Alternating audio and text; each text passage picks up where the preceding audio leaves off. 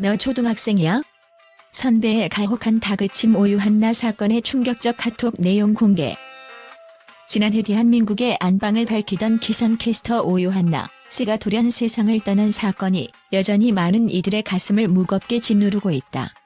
그러나 최근 공개된 일부 카톡 대화 내용은 이 비극적인 사건의 그림자를 더욱 선명히 드러내며 사람들의 분노와 슬픔을 동시에 자아내고 있다. 너 초등학생이야? 가장 먼저 충격을 안긴 것은 오유한나 씨와 선배 간의 대화 일부다. 카톡 화면 속 한 선배는 그녀에게 믿기 어려울 만큼 날카로운 어조로 다그쳤다. 그녀의 눈물로 인해 자신이 곤란한 상황에 처했다며 너 초등학생이야? 라는 말을 쏟아냈다. 이 말은 독자들이 사건의 핵심을 이해하는 데 중요하다. 단순히 업무상의 지적을 넘어 한 인간으로서의 존엄성을 훼손하는 언어적 폭력의 상징처럼 보인다. 선배들의 의심스러운 단톡방. 더불어 공개된 단톡방 내용은 더욱 혼란스러운 질문을 던진다. 오유한나 씨가 배제된 선배의 사인의 대화는 겉으로 보기에는 일상적인 업무 논의처럼 보이지만 맥락을 자세히 들여다보면 직장 내 괴롭힘의 정황이 뚜렷하다. 일부 선배들은 그녀를 대타로 돌리는 문제를 논의하며 그 과정에서 농담 반, 진심 반으로 그녀의 부담감을 가중시키는 듯한 발언을 이어갔다.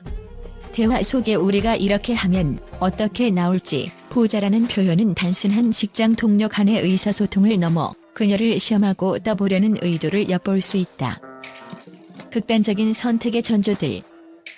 가장 안타까운 것은 오유한나 씨가 마지막으로 남긴 흔적들이다. 그녀는 생전 작은 실수에도 자신의 잘못을 증명하려 노력했고 이를 위해 모든 대화를 녹음하며 꼼꼼히 기록했다. 이러한 행동은 그녀가 얼마나 큰 압박을 느꼈는지를 보여준다. 그러나 그 누구도 그녀의 고통을 심각하게 여기지 않은 듯하다. 사건 발생 전 9월 6일과 9월 9일 그녀는 두 번이나 극단적인 선택을 시도했다. 이 시도들은 단순한 충동이 아니라 지속된 괴롭힘과 스트레스가 누적된 결과로 보인다. 특히 9월 9일 그녀는 심각한 부상을 입고도 선배님들에게 미안해서 방송용 자료를 직접 준비하러 나섰다. 이를 본 동료들조차 그녀의 고통의 깊이를 제대로 헤아리지 못한 채 단순히 괜찮냐는 질문만 던졌을 뿐이다. MBC 측의 무거운 침묵. 유가족들이 계속해서 진상규명을 요구하는 이유는 단순하다.